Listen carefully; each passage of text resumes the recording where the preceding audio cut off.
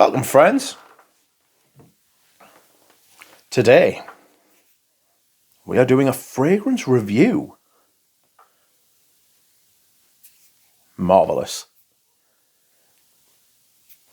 And the fragrance we will be reviewing today is Amen, The Taste of Fragrance from Thierry Mugler. This was released in 2011, and the perfumer, I believe, was Jacques Huclier. Jacques Huclier made the original, and I believe all the other flankers to Amen, of which there are many, and I have most of them. So, this review will follow my usual reviewing technique of telling you what the notes are, telling you which notes I get, and then just discussing the fragrance for however long. So, the notes are bergamot, lavender, coriander, and mint, patchouli, red pepper, cedar, and the base notes are coffee, styrax, tonka bean, vanilla, and musk. To me, the main notes I get from this are the lavender, the mint, chili, patchouli, and vanilla, and a little bit of the coffee. I don't know where they've come up with bergamot from. I think they've just put that in there for a laugh. Maybe some tonka. Anyway, this is my favourite flanker from the line. I love the original. I have got the original version, Angel Men, and I have versions from all the way through except up to the present day. The line's been discontinued by L'Oreal. The versions to get, if you want any Amens, are the versions that say Thierry Mugler on the bottle. As you can see here, below the Amen, there is the Thierry Mugler. On the newer bottles that were released up until a year or two ago, they had Mugler on. Just Mugler, because they rebranded the brand. And they completely cut the balls off the fragrances, which is a problem. A major problem, because these fragrances were made to be over the top. They were made to be huge and loud and a bit intimidating and larger than life. All of these different descriptors you can use, and they fit all of the that is the Mugler aesthetic as far as perfume's concerned. Synthetic, not even remotely pretending to be smelling natural or anything like that. Synthetic, loud, proud. And it worked. It really, really worked.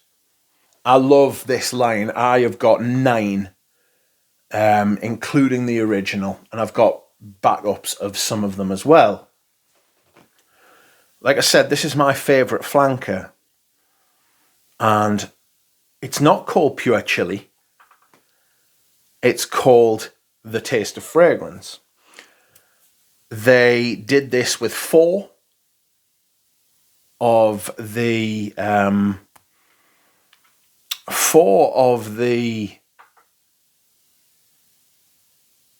Mugler staples, which was Alien, Angel, Amen, and Womanity. They got a chef called Helene Darroze, and they said, would you add a gourmand note, a recipe note for each of these fragrances? And she did. And this was the only one that did for men. They didn't do Mugler Cologne Taste of Fragrance. They didn't do... Well, they didn't have an Alien for men back in the day. But this is where we are. This is what we ended up with. This is where we're at. And like I said, this is probably my favourite flanker. Because while it's not actually called Taste of Fragrance, its nickname is Pure Chili because of that big chili pepper note. And I think it suits the fragrance down to the ground. Whether the chef actually had any input into the flanker whatsoever, it could just be bullshit. There's a lot of marketing that goes on in fragrances, and frankly, every single thing a brand says about their fragrances now, I treat with a massive dose of salt, because I've read so much bullshit, like verifiable bullshit from brands, that there's no point in listening to anything they say about their own fragrances now. You've got to get to a point where you trust your own nose. So, here I am, talking about Taste of Fragrance. I will spray it, and we will see. Okay, you only need one, trust us. This is huge. Sorry, I was going to put that back there. Come back.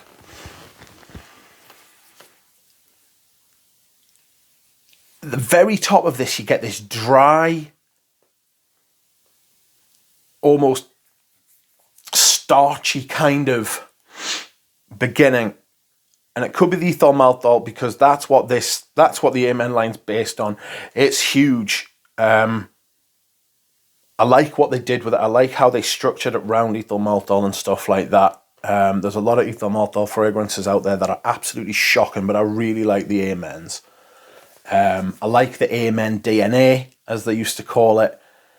Getting a flanker now is one way of almost guaranteeing that you're getting what I would describe as a vintage bottle with the Thierry Mugler on the bottom. There. If you're looking for, I don't know if that's going to focus, if you are looking for vintage Amen or the older versions of Amen, you have to get the ones with Thierry Mugler written on the bottles. The Mugler versions are not worthy of the name, frankly. There's no point in having a loud, bombastic fragrance that is neither loud nor bombastic. You know? And that's what the USP of these fragrances were. That they were huge. They were over the top. They were too much. In some cases. Depends how much you spray. 1 or 2 sprays of these old ones especially is more than enough. You'll be smelling it all day, and so will people around you. One of the criticisms I would give to the flankers is that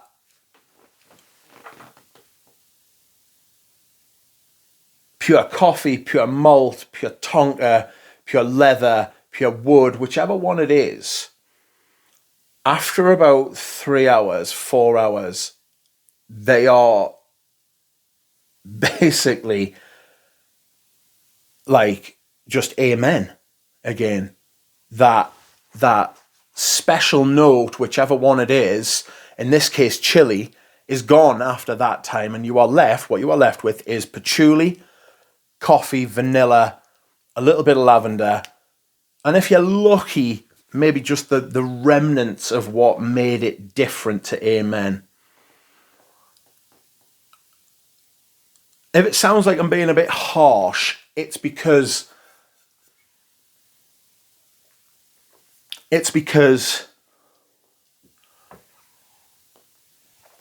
these fragrances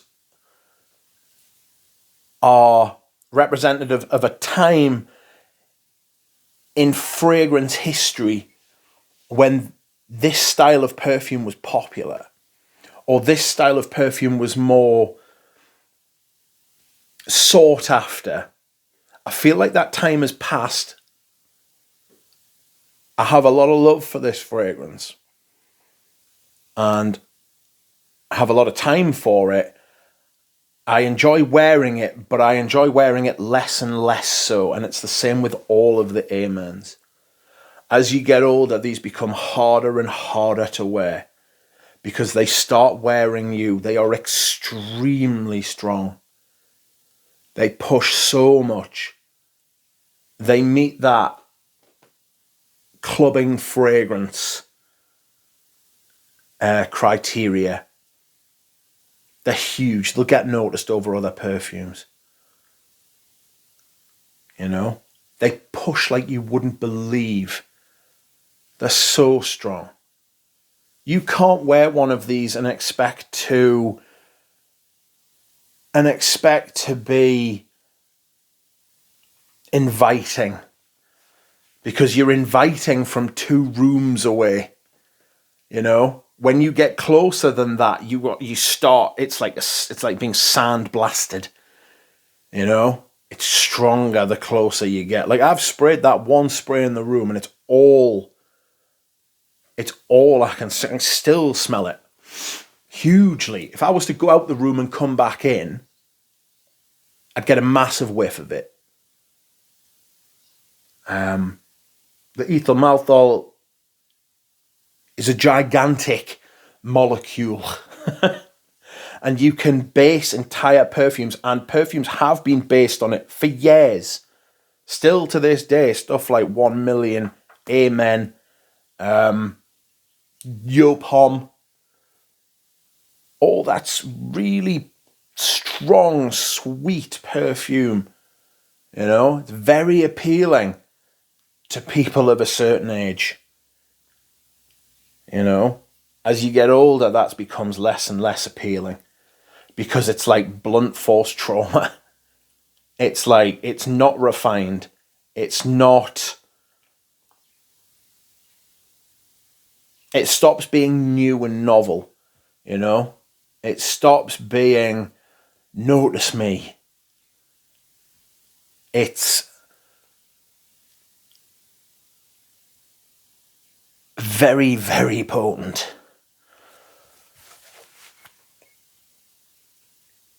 The fragrance itself, the chili, the red chili, patchouli, vanilla, lavender, and bizarrely the mint, which you wouldn't think would work with chili, does works beautifully. I think if this was made by another brand and they pared it back, they tightened it up a bit, with a softer touch, a little bit more delicate, it would be amazing. A patchouli, coffee, chocolate, chili, mint sort of thing sounds amazing. And don't get us wrong,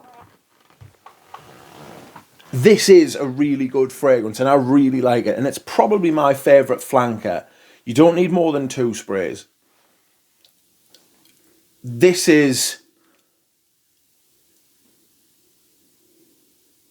brilliant for a younger version of me. You know? It smells, I'm not going to say childish because it doesn't smell childish at all, but it smells of a time when I was younger and more childish myself. Bold, out there, no shame, you know, that sort of thing. Every once in a while I'll pick up one of these and wear it, but I've got to be in the mood for them these days. I can't just wear this every day, this kind of thing every day. I keep thinking to myself, I could easily wear a different one of these each day of the week, right? Because I've got the different ones to do it every day, but I don't want to. there is a lack of subtlety, there's a lack of intricacy in these fragrances, in the idea and the philosophy behind it, the kind of thought process that went into making these fragrances. And I'm talking about the Amen line and a lot of the Muglers as well, you know.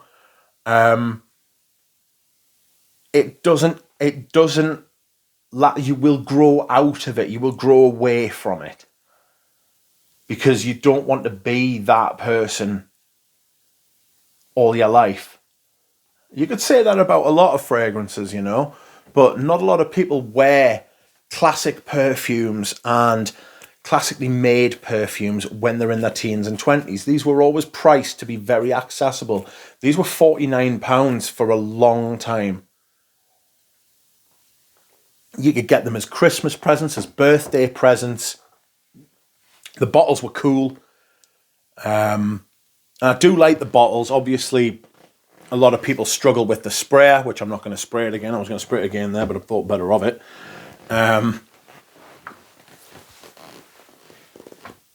People struggle with them. If you can't, I said once, if you can't spray them, you don't deserve to own them. And a lot of people cut the sprayers out of the top. Don't do that. You know, just, I don't know, like do some hand exercises, make your thumb stronger, your fingers stronger.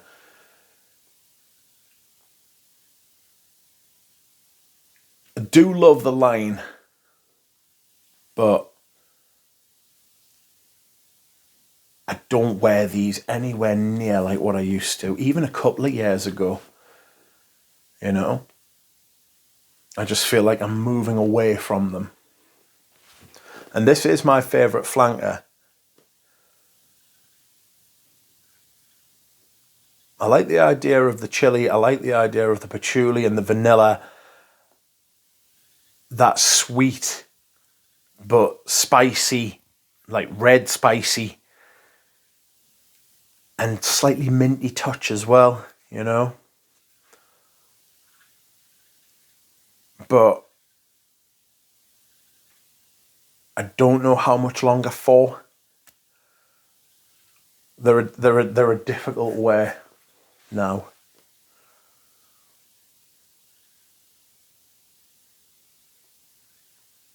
Anyway, thank you very much for watching my review of Taste of Fragrance by Thierry Mugler.